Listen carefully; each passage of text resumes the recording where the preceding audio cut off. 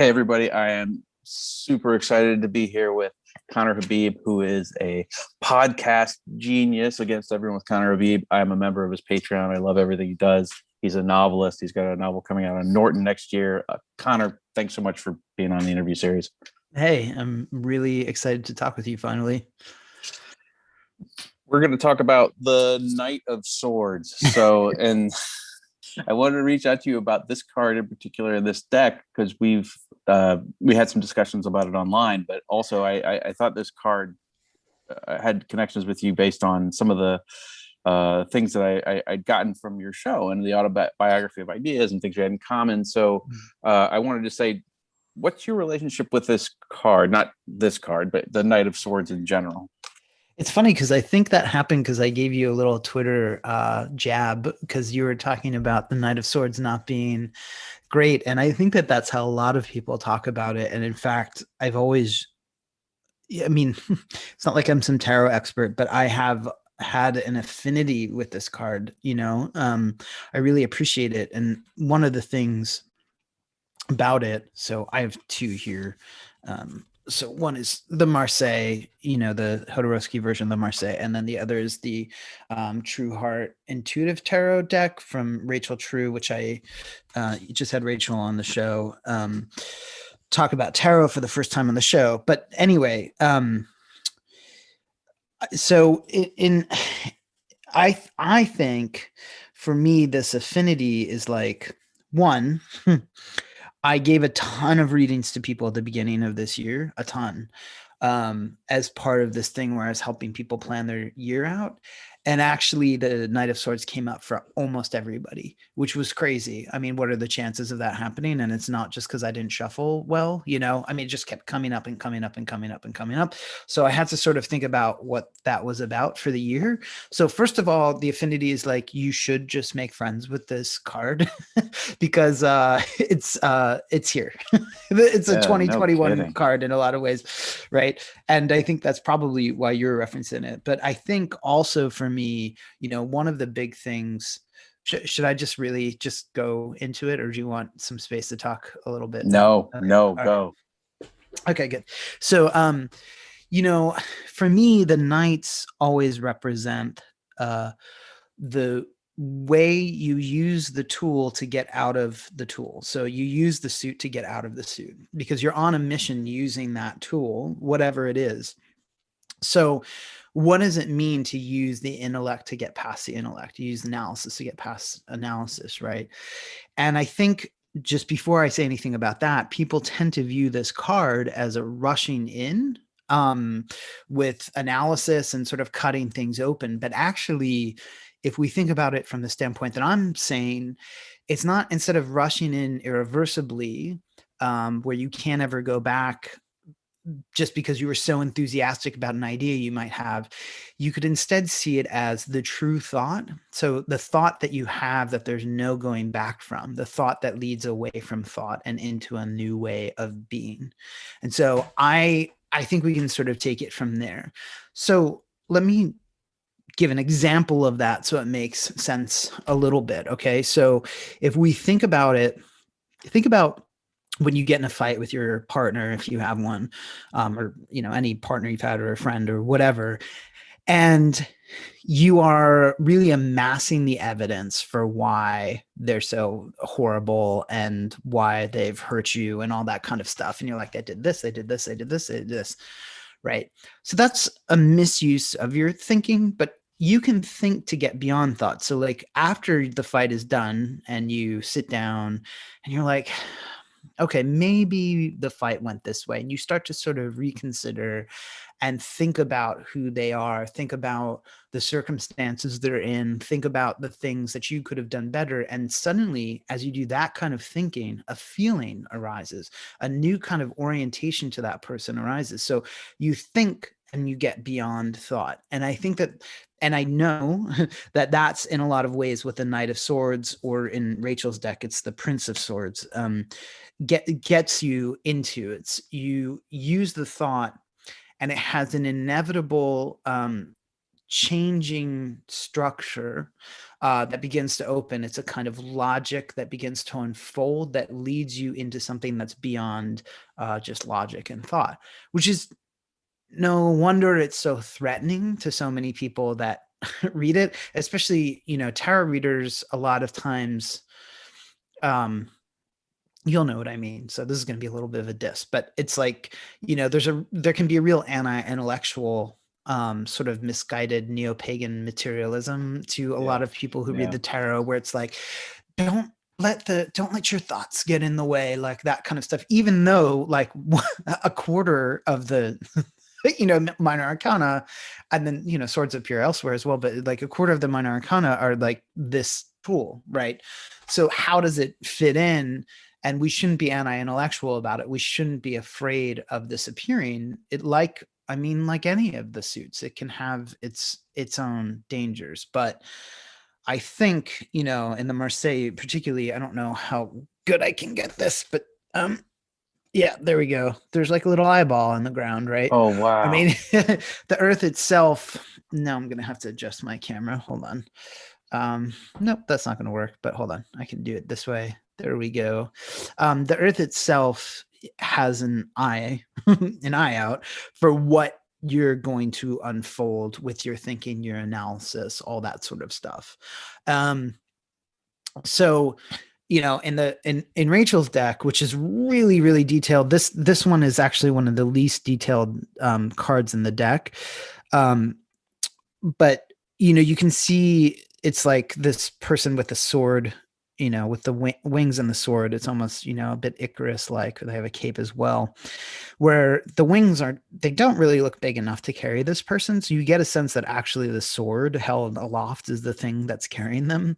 And I do think that that's part of the danger with the sword, is actually like, don't drop the sword. So actually quite the contrary of, don't rush in too quickly. That's the warning of the Knight of Swords. Actually, it's no, hold on to it until the very end, or else you'll fall.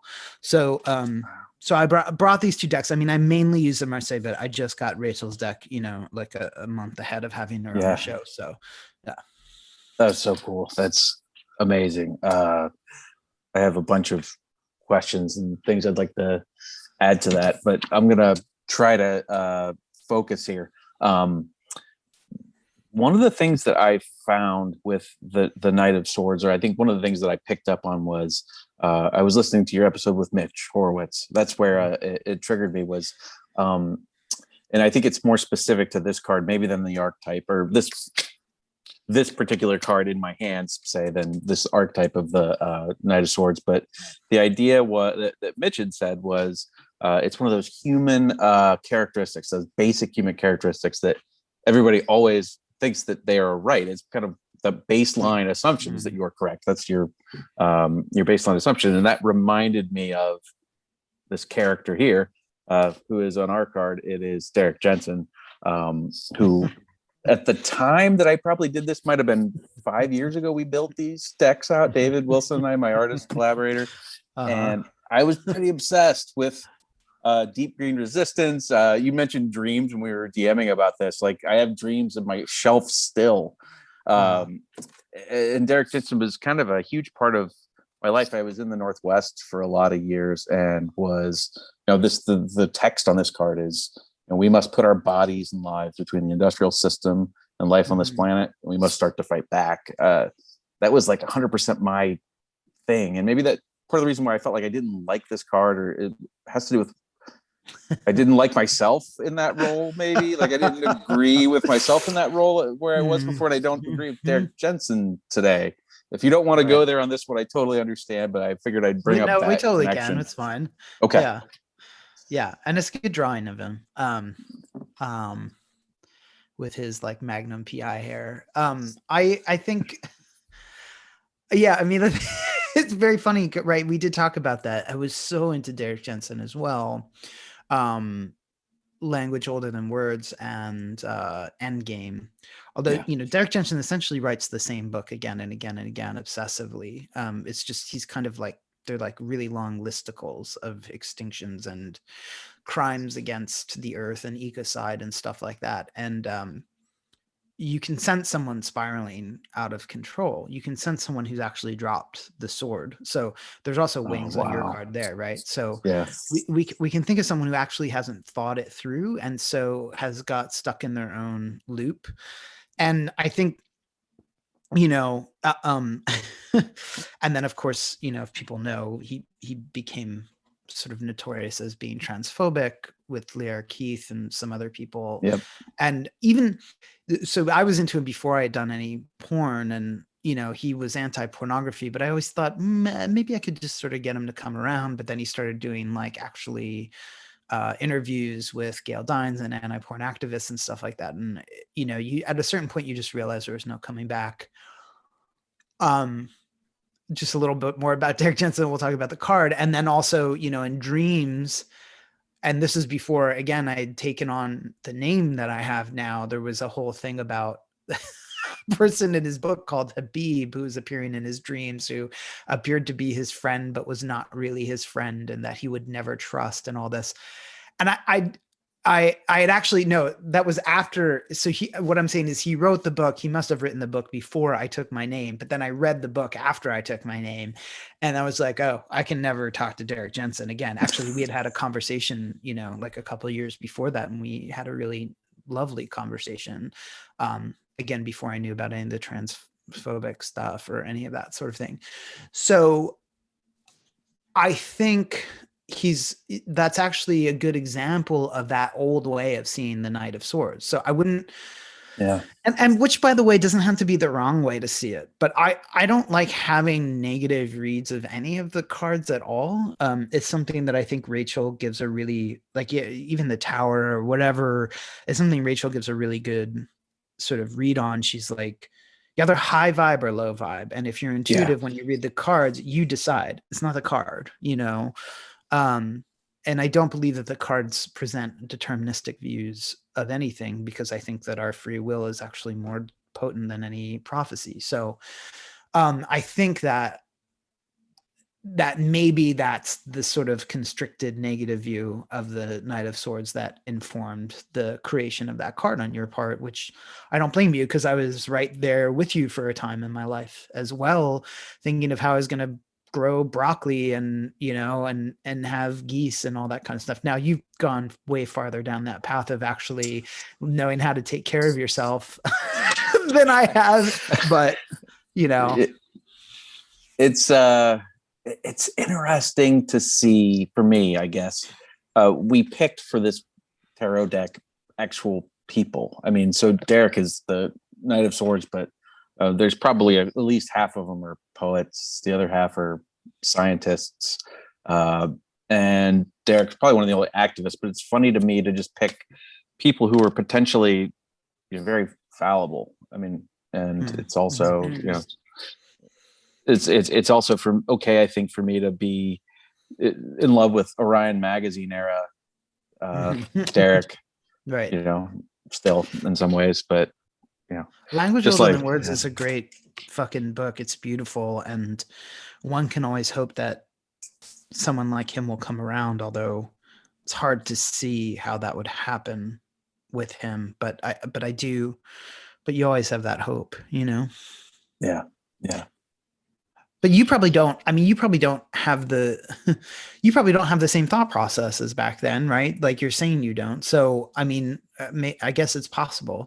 Your tarot journey, Connor. Do you want to spend a minute on that? Where you're at with it? So you had Rachel on. It was the first kind of tarot episode that you had. You've Mhm. been studying it. Kind of where? Maybe we'll just kind of close out with where you're at on tarot as Yeah. a practice for you. Yeah, it's really interesting journey, I think, because I have no resonance with astrology whatsoever. I've always been into tarot.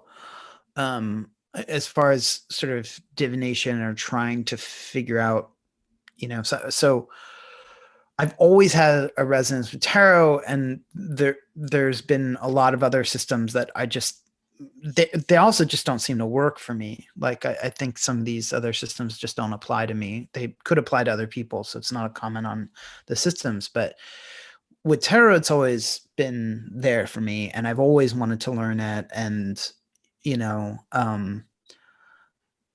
And I never did. Like I would just do little pieces here and there. And I read Meditations on the Tarot, which doesn't teach you how to read tarot, but is one of the most profound magic books ever written.